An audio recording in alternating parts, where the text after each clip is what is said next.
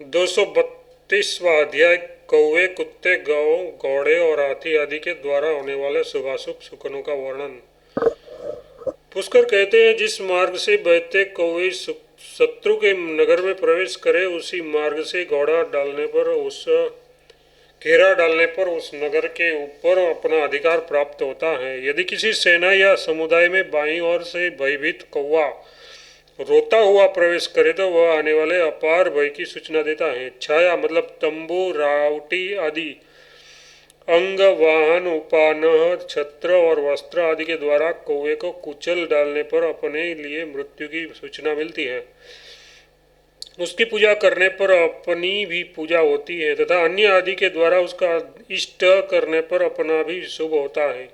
यदि कौवा दरवाजे पर बारंबार आया जाया करे तो वह उस घर के किसी परदेशी व्यक्ति के आने की सूचना देता है तथा यदि वह कोई लाल या जली हुई वस्तु मकान के ऊपर डाल देता है तो उसके आग लगने की सूचना मिलती है।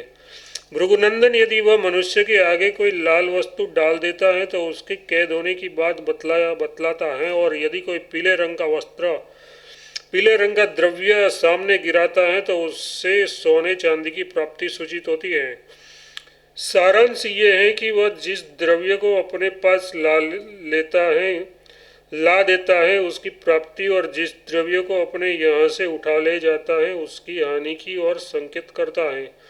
यदि वह अपने आगे कच्चा मांस लाकर डाल दे तो धन की, मिट्टी गिरावे तो पृथ्वी की, और कोई रत्न डाल दे तो महान साम्राज्य की प्राप्ति होती है। यदि यात्रा करने वाले की अनुकूल दिशा मतलब सामने की ओर कौवा जाए तो वह कल्याणकारी और कार्य साधक होता है, परंतु यदि प्रतिकूल दिशा की ओर जाए तो उसे कार्य में बाधा डालने वाला तथा भयंकर जानना चाहिए।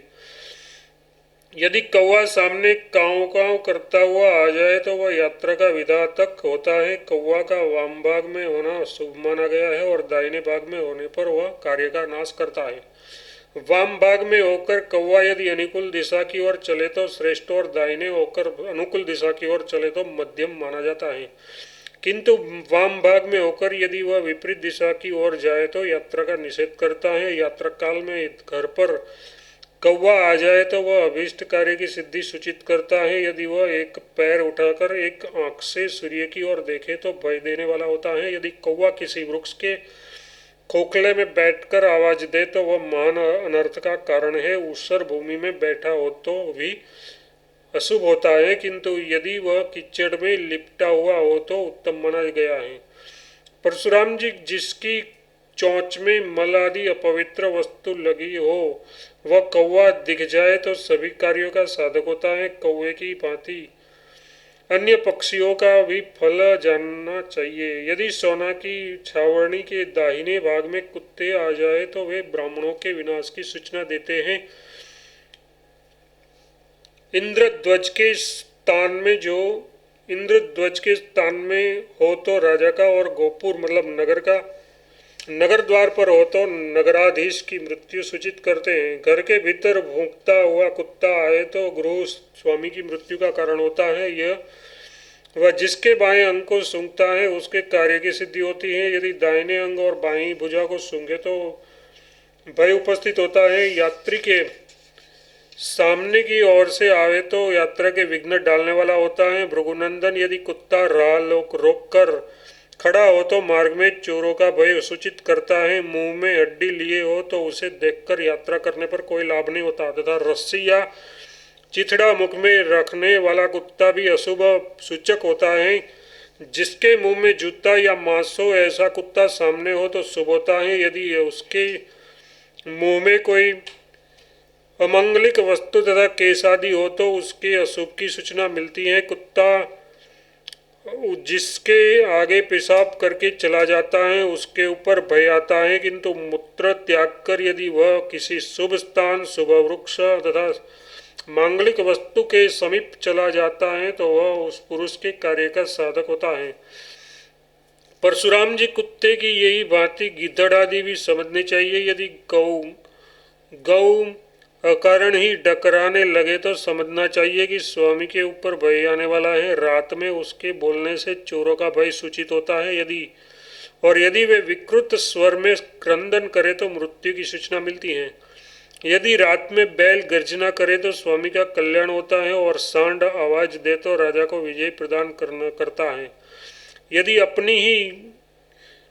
अपनी दी हुई तथा अपने घर पर मौजूद रहने वाली गौएं अभक्ष भक्षण करे तो अपने बछड़ों पर भी स्नेह करना छोड़ दे तो गर्भ क्षय की सूचना देने वाली मानी गई है। पैरों से भूमि खोदने वाली दीन तथा भयभीत गौ भय लाने वाली होती है। जिसका शरीर भीगा हो, रोम रोम प्रसन्नता से खिलता हो और सींगों में मिट्टी लगी हुई हो, वे गौएं शुभ होती है। विज्ञ पुरुष को भैंस आदि के संबंध में भी यही सब सुकन बताना चाहिए। जिन किस्से हुए अपने घोड़े पर दूसरे का चढ़ना, उस घोड़े का जल में बैठना और भूमि पर एक ही जगह चक्कर लगाना अनिष्ट का सूचक है।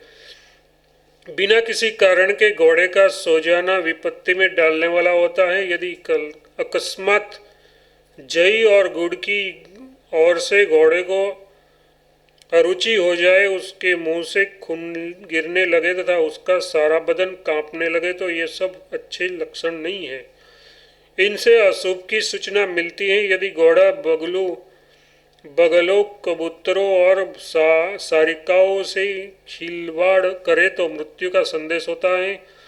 उसके नेत्रों से आंसू बहे तथा वह जीभ से अपना पैर चाटने लगे तो विनाश का सूचक होता है। यदि यह बाएं टाप से धरती खोदे, बाईं करवट से सोए अथवा दिन में नींद ले तो शुभकारक नहीं माना जाता। जो घोड़ा एक बार मूत्र करने वाला हो, यथार्थ जिसका मूत्र एक बार थोड़ा सा निकलकर फिर रुक जाए तथा निंद्रा के कारण जिसका मुंह मलिन हो रहा हो, वह भय उपस्थित करने वाला होता है। यदि वह चढ़ने न दे अथवा चढ़ते समय उल्टे घर में चला जाए या सवार की बाईं पासली का स्पर्श करने लगे तो वह यात्रा में विघ्न पड़ने की सूचना देता है। यदि शत्रु योद्धा को देखकर हिंसने लगे और स्वामी के चरणों का स्पर्श करे तो वह विजय दिलाने वाला होता है। यदि हाथी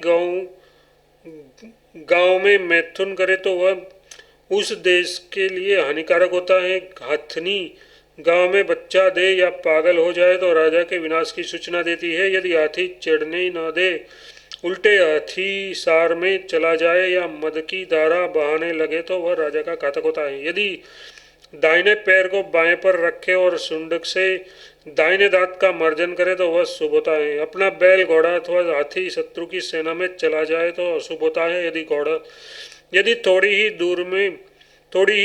दूर में बादल घेर कर अधिक वर्षा करे तो सोना का नाश होता है। यात्रा के समय अथवा युद्ध काल में ग्रह और नक्षत्र प्रतिकूल हो, सामने से हवा आ रही हो और छत्र आदि गिर जाए तो भय उपस्थित होता है। लड़ने वाले योद्धा हर्ष और उल्लास में भरे हो और ग्रह अनुकूल हो तो वह विजय का लक्षण है।